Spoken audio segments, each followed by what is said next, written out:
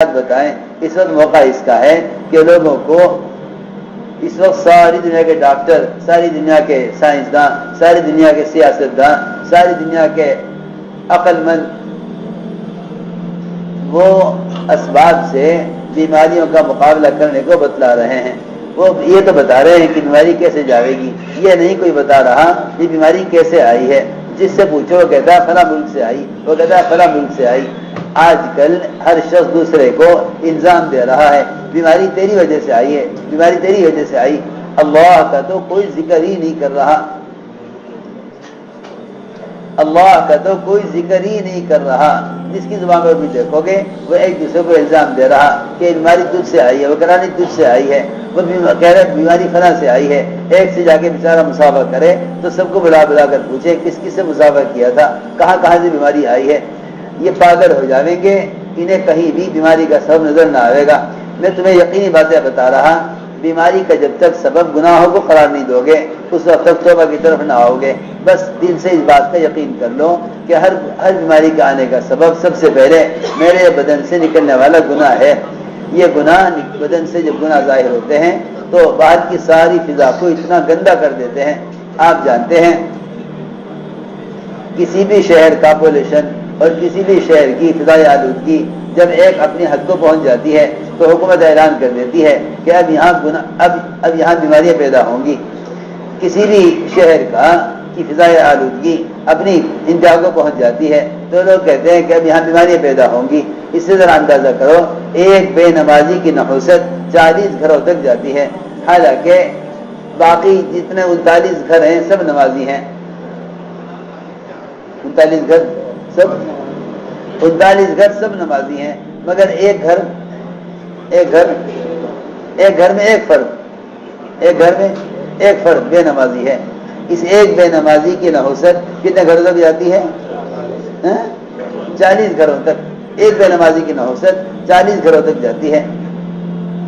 ذرا اس سے اندازہ کر کے دیکھو کہ اگر ایک مسلمان نماز چھوڑتا ہے اور اس کی نحوست 40 گھروں تک جاتی ہے تو اس سے فضا کتنی گندی ہوگی اور اس سے کون کون سی بیماریاں پیدا ہوں گی۔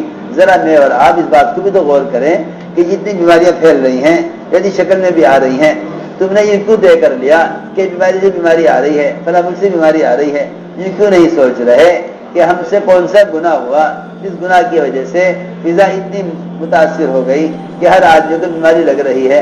میرے دوستو عزیزو، ذرا ہمیں غور کرنا چاہیے کہ جسمانی بیماری سے کہیں زیادہ گناہ اور منکرات یہ بیماریوں کو متعدی بنانے والے اور بیماری سے بیماری پیدا کرنے والے ہیں۔ بس یہ موقع ہے کہ ایک ایک کو دعوت دے کر منکر کے ماحول سے نکالا جائے۔ یہ موقع کام چھوڑنے کا نہیں، یہ موقع کام کرنے کا ہے۔ یہ موقع کام چھوڑنے کا نہیں، یہ موقع کام کرنے کا ہے۔ تمہیں جہاں تک ہو سکے اس وقت افراطی دعوت دو ایک دوسرے کو استغفار پر، اللہ تعالیٰ سے معافی مانگنے پر، اور ہر ایک کو گناہوں کے اعتراف کرنے پر تیار کرو کہ ہر مسلمان اس وقت اپنے گناہوں کا اللہ سے اعتراف کرے، بجائے بیٹھ کر دنیا والے کی باتیں کرنے کہ کیسے بیماری آئی، کیا حل ہے۔ اس وقت یہ سوچنے کی ضرورت ہے کہ اللہ رب العزت ناراض ہو کر اللہ تعالیٰ نے ایک وبا کو مسلط کیا ہے، تو یہ وبا ان لوگوں کو ہٹا دی جاتی ہے اور عذاب ان لوگوں سے ہٹا دیا جاتا ہے جو مسجدوں کو آباد سے آباد رکھتے ہیں۔ تم جتنا بھی ہو سکے ایک آدمی یا 2 آدمی 4 آدمی اگر مسجد میں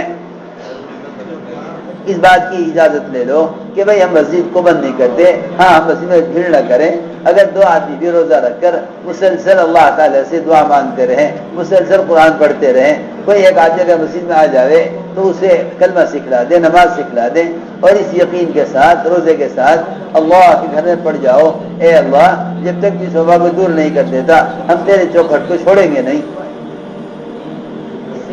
میرے دوستو عزیزو، ڈاکٹروں کی بھی تو خوشامد لوگ کر رہے، تم اللہ کی خوشامد کیوں نہیں کر لیتے؟ سائنسدانوں کی بھی خوشامد لوگ کر رہے، تم اللہ کی خوشامد کیوں نہیں کر لیتے؟ جب معاملہ اللہ کے ہاتھ میں ہے تو مخلوق پر محنت کرنے سے عذاب کیسے ٹل جائے گا؟ ہمیں چاہیے کہ مسجدوں میں کوشش کرو، میں نہیں کہتا کہ کسی قانون کا مقابلہ کرو، اگر قانون تمہیں مسجد سے روکنے پر آ گیا تو اللہ قانون کے مقابلے میں آ جائیں گے، مگر تم اس بات کی کوشش کرو کہ چاہے 2 ہی آدمی ہو روزے رکھ کر مسجد میں بیٹھ جاؤ۔ عورتوں کو چاہیے اپنے گھروں کے اندر روزے رکھیں۔ یہ موقع لایانی باتیں کرنے کا نہیں، اگر عذاب کے وقت میں لایانی باتیں کی جاتی ہیں یا عذاب کے آنے کے وقت میں عذاب کا مذاق اڑایا جاتا ہے، یا عذاب کے آنے کے وقت میں اللہ تعالیٰ جن پر عذاب لائے ہیں ان کو غافل پاتے ہیں تو اللہ تعالیٰ عذاب کی مدت کو بڑھا دیتے ہیں۔ اگر اللہ تعالیٰ کسی عذاب کے لانے کے وقت غفلت پاتے ہیں ایمان والوں میں، یا جن پر اللہ تعالیٰ گناہوں سے ناراض ہو کر عذاب لائے ہیں، اگر ان کو عذاب کے وقت غافل پاتے ہیں، کیونکہ اللہ عذاب لاتے ہیں جگانے کے لیے، کسی کو ہلا ہلا کر بھی اٹھایا جائے اور وہ نہ اٹھے تو پھر اس کو سزا دی جائے گی۔ اللہ رب العزت جو عذاب لاتے ہیں وہ جگانے کے لیے، متنبہ کرنے کے لیے، متوجہ کرنے کے لیے لاتے ہیں۔ اگر اس موقع پر اللہ نے ہمیں غافل پایا تو اللہ تعالیٰ کی ناراضگی بڑھ جائے گی۔ یہ موقع ہنسنے ہنسانے کا، یا یہ موقع بیماری پر تبصرے کرنے کا، یا یہ موقع محض اسباب کے تذکرے کرنے کا نہیں ہے۔ یہ موقع اس کا نہیں کہ بیماری کہاں سے آئی، یہ موقع اس کا ہے ہر شخص اپنے گناہوں کو یاد کرے۔ یہ موقع بیماریوں کے آنے کے اسباب تلاش کرنے کا نہیں ہے، اور یہ موقع اسباب پر ریسرچ کرنے کا نہیں، یہ موقع تو اپنے گناہوں کو یاد کرنے کا ہے۔ ہم سب مل کر اس بات کو غور کریں، اے اللہ میں نے کب کیا گناہ کیا، کب کیا گناہ کیا، اس بیماری کے آنے کا میرے کون سے گناہ سے تعلق ہے۔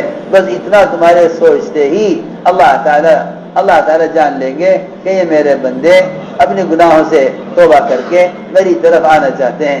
اللہ رب العزت ساری رکاوٹیں اٹھا دیں گے، اور اللہ رب العزت اس وبا کو اس بندے کے اس ارادے پر ہی ختم کر دیں گے، اس لیے کہ جب بندہ گناہوں میں جری ہو جاتا ہے تو اللہ رب العزت بلا میں ڈال دیتے ہیں، اور جب بندہ گناہوں کا اعتراف کر لیتا ہے تو اللہ رب العزت بلاؤں کو ہٹا دیتے ہیں۔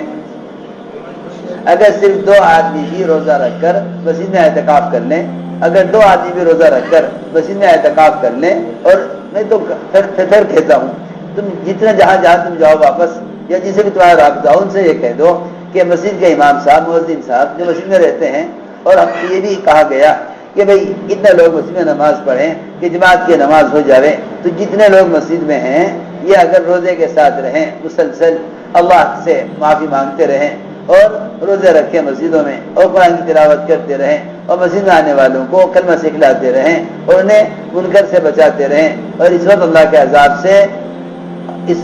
عذاب کے اس آنے کو ان کے گناہوں سے جوڑ کر بتلاتے رہیں، تو میں تو سمجھتا ہوں کہ اللہ تعالیٰ اس عمل کے کرنے پر اپنے اس وعدے کو پورا کر دیں گے جس میں فرمایا حضور اکرم صلی اللہ علیہ وسلم نے کہ جو لوگ مسجدوں کا اعمال سے آباد رکھتے ہیں اللہ ان کی وجہ سے وہ عذاب ہٹا دیتے ہیں جس عذاب کا آنا مقدر ہو چکا ہے۔ جو عذاب اللہ کے یہاں سے آ چکا ہے، اس کے آنے کا فیصلہ ہو چکا ہے، اس عذاب کو بھی اللہ ہٹا دیتے ہیں مسجد کو اعمال سے آباد کرنے والوں کی وجہ سے۔ تم اس وقت یہ مت سوچنا کہ یہ مسجدوں کو چھوڑنے کا وقت ہے، مسجدوں کو چھوڑو گے جو عذاب مسجدوں کو چھوڑنے کی وجہ سے آیا ہے وہ عذاب مسجدوں کو چھوڑنے سے ختم نہ ہوگا، جو عذاب مسجدوں کو چھوڑنے کی وجہ سے آیا ہے وہ عذاب مسجدوں کو چھوڑنے کی وجہ سے ہٹے گا نہیں۔ یہ موقع اس کا ہے کہ تم روزے رکھو، عورتیں گھروں میں روزے رکھیں، تم سارے مسجد کے ائمہ سے، مؤذنین سے، مسجد کے خادموں سے کہو کہ تم تو مسجد میں رہتے ہو نا، بس تم مسجد میں روزے سے رہو، تم تو ایسے لگ جاؤ اللہ کی خوشامد میں کہ صبح سے لے کے شام تک ہی سارے مسئلے کو حل کرا دو۔ دیکھو تو صحیح، اس وقت تو ساری دنیا میں بخار کی آگ پھیلی ہوئی، مدینہ منورہ میں پہاڑ سے آگ نکلی جو سارے مدینے کو جلا کر ختم کر دیتی۔ عمر رضی اللہ تعالیٰ عنہ سیدھے مسجد میں گئے، یہ نہ معلوم کرایا کہ اس وقت آگ کو بجھانے کے لیے کون سا سبب ہو سکتا ہے، یہ نہ معلوم کرایا کہ اس وقت آگ کو بجھانے کے لیے کیا ترکیب استعمال کی جائے، نہ پانی کی طرف گئے نہ مٹی کی طرف گئے۔ حضرت عمر رضی اللہ تعالیٰ عنہ فوراً مسیح کی طرف گئے، وہاں ذمہ داری نماز پڑھ رہے تھے، فرمایا تمیم یہ آگ نکلی ہے تمہاری ذمہ ہے کہ اس آگ کو سمیٹ کر پہاڑ میں داخل کر کے آؤ۔ میں تم سے یقین سے کہتا ہوں اگر اس وقت مسلمان اعتکاف کر لے مسجد میں روزے کے ساتھ تو یہ اس سارے بخار کی آگ کو ساری دنیا سے مسجد میں بیٹھا بیٹھا ایسا سمیٹ دے گا۔ یہ تمیم دار رضی اللہ تعالیٰ عنہ 9 ہجری کے نائب مسلمان وہ آگ کو سمیٹ کر پہاڑ کے اندر تک لے گئے. عمر رضی اللہ عنہ پیچھے پیچھے گئے کہ یہ آگ کو کہاں تک لے کے جاتا ہے. میرے دوستوں عزیزوں، بس کیا بتاؤں، جتنا زمانہ نبوت سے دور جا رہا ہے اتنا ہی اسباب کی طرف جا رہا. جتنا زمانہ نبوت سے دور جا رہا ہے اتنا ہی اسباب کے قریب ہو رہا. جتنا زمانہ نبوت سے دور جا رہا اتنا یقینی اعمال سے دور جا رہا ہے. ہماری اس وقت سب سے اہم کوشش اس بات کی ہے کہ ہم ہر امتی کو یہ بتلائیں کہ دور صحابہ میں جب بھی اس طرح کی وبائیں آئیں، حضور اکرم صلی اللہ علیہ وسلم نے مدینے میں بخار آ گیا، مدینے میں بخار آ گیا، سارا مدینہ منورہ بخار کی لپیٹ میں آ گیا. سارا مدینہ منورہ بخار کی لپیٹ میں آ گیا. یہ نہیں اطباء سے پوچھو کیا کریں، یہ نہیں کہ سائنسدانوں سے پوچھو کیا کریں، یہ نہیں کہ بیٹھ کے غور کرو کہ بخار کہاں سے آیا. جو یہ جانتے تھے کہ بخار اللہ کی طرف سے آیا ہے وہ قدم اللہ کی طرف اٹھایا کرتے تھے.